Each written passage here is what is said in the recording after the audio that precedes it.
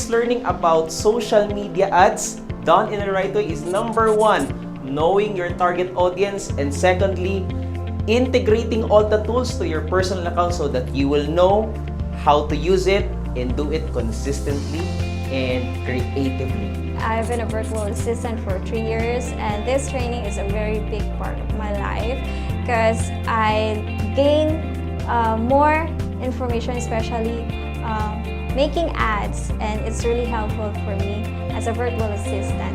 And what I have learned from this workshop is most striking one that has hit my mind that we've been doing in our business, our family business, for a long time. It is boosting posts.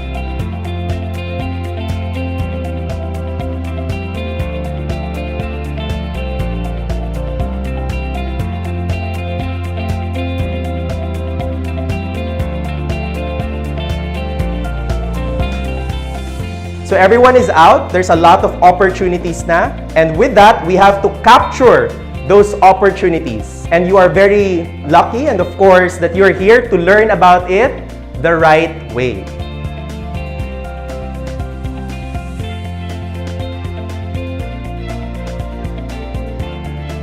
My greatest learning from this workshop is that social media advertising is very important as a skill, especially if you are in the digital marketing space. And I learned a lot from this workshop, especially in making sure that your creative is catchy and grabbing attention.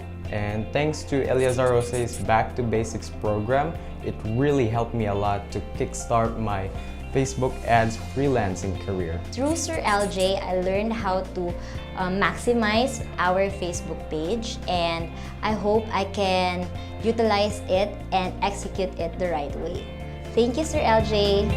Hey guys, it's LJ and we just finished my first ever in-person workshop here in Davao City, the Back2Basics social media ads done the right way. I wanted to thank all of the attendees and all of the teams involved in making this workshop possible here at the Surge Training Center. Thank you very much everyone for being part of this workshop, and I hope to see you again.